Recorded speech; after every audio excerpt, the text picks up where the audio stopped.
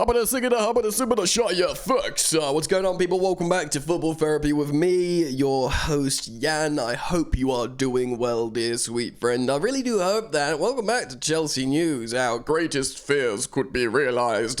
What's going to happen up front? And Mykhailo Mudryk, or Misha Mudryk, striker? And, Nkunku's definitely coming, so what's going on there? We'll be citing The Athletic today, Liam Twomey's article. We'll be citing the Daily Mail, and we'll be talking about all the interesting feels together. I can't ruddy wait, so thank you for joining me. Strap yourselves in, consider doing this, mate. Leaving a like if you want to support the content. That's very sweet of you. And of course, you're welcome to subscribe to this channel if you want to. But take a second and listen to these sweet dulcet tones.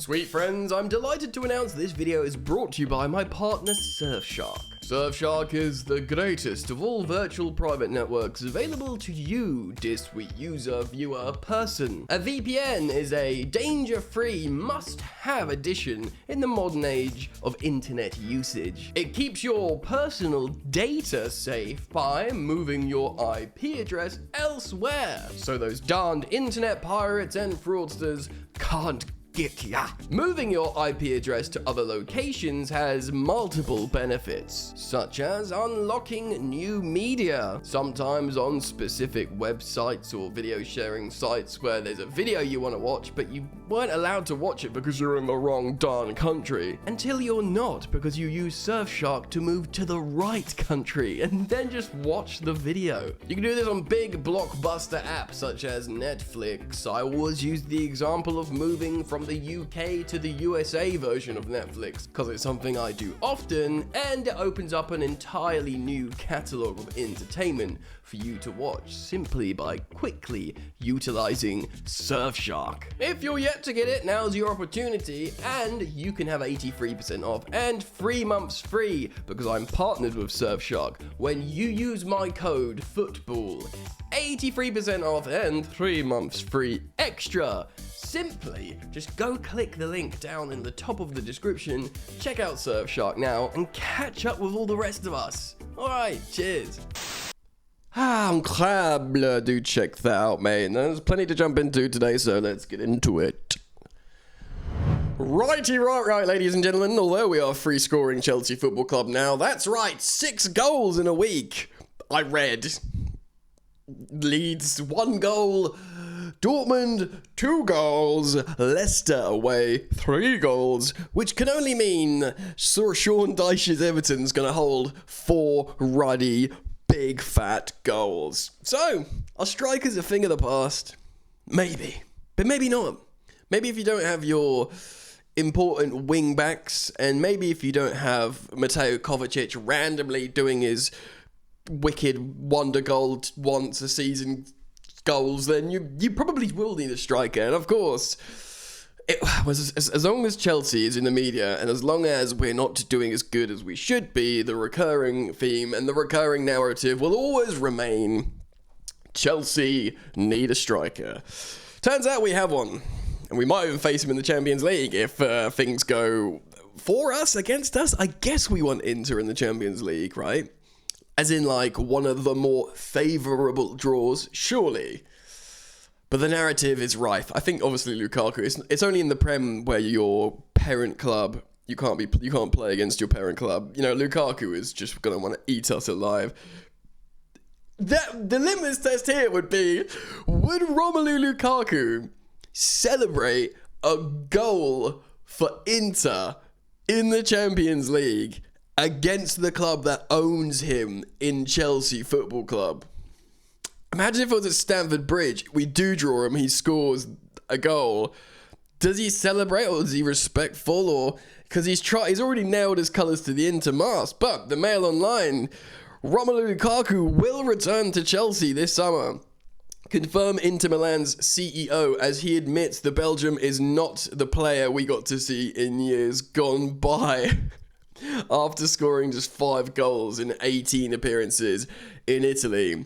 5 goals in 18 appearances. Brother has been Chelsea-fied.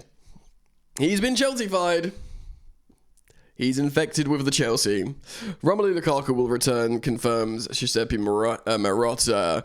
The Belgian was sent on loan to his former club last year by Chelsea after failing to deliver on his £97 million transfer. That's being kind as well. He was £97.5 million. The loan was for one season, so on June the 30th, regardless of how he plays, he'll go back to Chelsea. This has been an unprecedented season. I'm referring, of course, to the World Cup. not Lukaku being bad. The problems we've experienced, let's be honest, like, the World Cup was a bad time for Lukaku.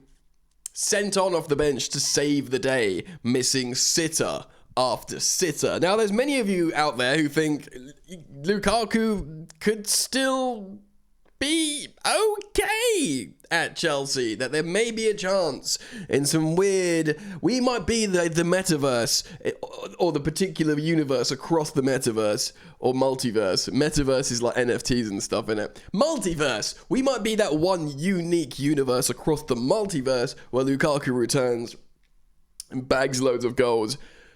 Don't put your money on it, though. Lukaku is case in point. Brozovic isn't Brozovic, we know. Lukaku hasn't found fitness. He needs to play his best football. He's still not at his best, or the player we've got to see in years gone by.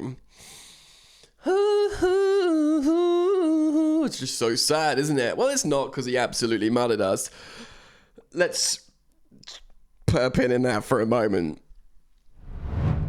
He's coming back, isn't he? They're not going to want to buy him. They're in financial turmoil. Inter Milan. He doesn't want to come back. We don't want him back. He's a huge financial outlay, wasted, and he is on sensationally large wages. He is our highest earner. If memory serves, and don't quote me on this may well be wrong, he's on like 325k a week, which is more than the 300k a week that our current highest earner in the squad is on in Raheem Sterling. And of course, the new ownership are trying to dwarf the basic, the wage package for players. Of course, we're about to talk about Misha Mudryk, who's on 97k a week with a 30-year contract. He's never going to leave. This is going to be super tricky. Let me know what you think down in the comments below. How do we deal with Lukaku? Like, what do we do, man? Do we try and flog him to PSG? He speaks French. You'd have to back him to score goals in the French league, playing for the powerhouse PSG. Maybe. Do they even want him? What do we do? I'll be very keen to learn your thoughts. Make sure you comment down below. Alright, so jumping over to Tuimi's article on The Athletic, I urge you to go check this out. Titled, Chelsea Tread Familiar Path by Asking Mudryk to Play Outside His Comfort Zone. And this is a familiar path, from Conte playing Ruben Loftus-Cheek as a striker, to Sarri playing Eden Hazard as a false nine, to, I don't know, Lampard playing Kai Havertz as a number 8. I mean, to be honest, I had no issues with that at the time as an attacking 8. It could have worked. Who knows? Who was after Lampard? Thomas Tuchel. Pick your bunch. Hudson-Odoi, Sterling, wingbacks. Just playing everyone at wingback. And now, Graham Potter I think I went Welsh there, playing Mudryk as a striker. I love this opening line from Tuimi. If you love someone, should you try and change them? Philosophical there. It is a question that has been exercising relationship experts for decades. What the heck is this? Is this The Athletic football? My giddy aunt. It is also one that's carried a peculiar relevance in recent years at Chelsea, where a series of high-profile, high-value, highly gifted attacking footballers have seen their dream moves to Stamford Bridge degrade into loveless marriages. Brother, someone needs to check on Tuimi. Is he okay? The experience of watching Mikhail Mudryk battle his own apparent confusion, as well as the Leicester City defence as an experimental number 9 on Saturday, should have felt familiar to Chelsea supporters, not least by his positioning was in part designed to keep Kai Havertz, a unique attacking midfielder who has spent much of the last 2 years being deployed as a striker, in his best role. On Graham Potter's 3-4-2-1 system. We've spoken about this before. Has Graham Potter found the solution for Kai Havertz? And with his like, he's young, Kai, but he's senior, he's experienced, he's played in big games, and he's played in multiple leagues. Maybe he's, not a young player that you just try and get experience. Maybe he's the player that Graham Potter has chosen. I'm going to maximize the powers of Kai Havertz. C'est possible. Until recently, Havertz had looked increasingly in danger of being remembered as a disappointment. Despite that Champions League winner in Porto in 2021, the image of him rounding Man City goalkeeper Ederson being slowly but steadily eroded by his more recent status as the point and the symbol of Europe's most expensive toothless attack. Ooh la la, that is very much Chelsea. Chelsea bought Havertz at the height of the Roman Abramovich's optimistic final spending spree in the pandemic summer transfer window of 2020, most likely because they could, not because they had a clear plan for him, as Bayer Leverkusen had done. Frank Lampard deployed him as a number 8, as I said earlier, a number 10, a right winger, and a false 9. Thomas Tuchel seemed to understand his nature as a hybrid player better than most, but defaulted towards playing him as a number 9 for the second half of his tenure. Only now, under Graham Potter, is he once again being used in the role that maximizes his quality. Of course, we've spoken about this before, and like a Hansi Flick of Germany, he is of Germany, the German national team manager. He played him a little bit as a striker, but as soon as he moves Kai Havertz in behind another forward to sort of play around him, he plays a lot better. So yes, it very much is maximizing his qualities. Not every Chelsea attacker is fortunate enough to get the chance to bring an unfulfilling story full circle. Just look at the aforementioned Romelu Lukaku and Timo Werner, the men Havertz effectively replaced as Tuchel's preferred number 9. I don't think Timo Werner's doing that well back at Leipzig, but we wish him all the best. Werner attracted the attention of Liverpool and Chelsea as a prolific goal scorer. By the way, I still maintain, had Timo Werner gone to Liverpool, much like Christian Pulisic, who had also been linked to Jurgen Klopp's Liverpool, had either of them gone, I think they would have done better. Attackers seem to just work under Klopp. So, he was doing really well for Nagelsmann at Leipzig. Most often playing behind and to the left of a focal number 9. Well, we thought that could have been Lukaku at Chelsea. A position from which he could pick the ball up between the lines and run at goal, drift out towards the left flank and arrive late in the box. Also, it's worth mentioning that in the Bundesliga, there is space to run into. There's those high lines, and if you're Turbo Timo, or just indeed a fast attacker, you can run into that and be provided, or presented rather, with a lot of chances. You can even miss a lot of chances and still, get a good goal tally by the end of the season. So, I'm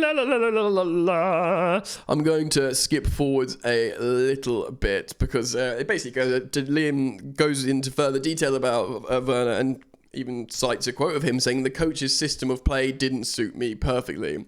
He was talking about Thomas Tuchel there. There was a story actually that Werner and Tuchel fell out, but there's lots of stories, ambiguous stories bubbling under the surface about Thomas Tuchel.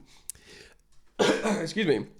Then there is Lukaku. Cast your minds back to that notorious unsanctioned interview. Why do we want to do this? In Sky Italia in December 2021. That effectively ended his relationship with Tuchel and sent him on the path back to Inter Milan on loan. Oh, man. It's wild thinking about that as well. And to be fair to Thomas Tuchel, I actually think he handled that pretty well. He just said, he wants things to cool down and stuff. Different managers would have gone mental. Historically, if a player's been disrespectful, they'll do a press conference to slag him off, I've heard all kinds of stuff over the years. I'm not happy with the situation, and that's only natural. The head coach, look, man, we've heard it. I'm not going to cite this. Look, the main thing here is, this is a great article, by the way. I'd urge you to go read it. Liam does a good tactical breakdown. Of course, he's bringing it home and citing Misha Mudryk. Now, look, we saw him play away at Leicester in the role, and his runs did something. People look back on that game, that 3-1 win, and they don't look at his performance as a bad one. Of course, he scored an offside goal, but the finish was composed and excellent. Equally as good was his Didier Drogba celebration. That, of course, was wasted because, brother, just look at the flag. Not even a VAR thing. Just look at the flag. The linesman's right there. You run on the shoulder. Just have a little glance. Little glance. Peripheral vision, that's all you need to do. I know, live and learn. Point being, is a great finish. I think, obviously, you got the good assist that gave us the cushion in the end. And I think his runs were helpful. Is he the solution to be a striker? Yet again, Fabrizio Romano has confirmed that Christopher Nkunku is coming in the summer. I mean, maybe we don't buy a striker. Maybe we've got enough of these kind of fasty, players that can play down the middle. And maybe we're bringing back the rotational attack, Mudryk in the middle, Nkunku in the middle, Kai Havertz in the middle, one slots in behind, João Felix flowing around. It does work in the Premier League. It can work. I think Pep's best team was false nine system. Of course, the fabled front three of Liverpool, Klopp's Liverpool, when fully firing, they all sort of switched about. Mane can play as a striker, Salah can certainly play as a striker, and by trade, Firmino is a false nine. And in the latter part of his, Liverpool career, he was actually pushed out wide. So a fluid front three, players that can interact. This is always what I wanted to happen. I've never sort of saw it happen. I've always thought for a while that, Willian, Hazard, and Pedro, whoever you wanted to choose, could make it work. But it's just, you always hear the pundits, whether it's, match of the day, should they return to punditry, or indeed, whatever, YouTube. They always say, Chelsea need a number 9, someone to be in that spot. And often, a player plays a pass across the face of goal, or, a diagonal through ball, and there's not a player there. Now, is that because you don't have a conventional number 9 whose bread and butter is to get in there? Maybe, but what's to say all the other players can't do that as well? One part of it's pretty simple. You assist, I score. I'm in one place, you're in the other. Anyway, I wanted to talk about this today. Of course, we've got 1,000 attackers that are not strikers. Why not play one down the middle? Lukaku is coming back. I can't believe it. I can believe it, but I can't believe it. Let me know what you think, guys. Comment down below on what we've spoken about today with this attack situation and Romelu Lukaku. Do go check out Surfshark if you're yet to get a VPN. Link in top of description. And turn the bell on when you subscribe, because I look forward to seeing you back here very soon, my dear sweet friend. Take care. Peace.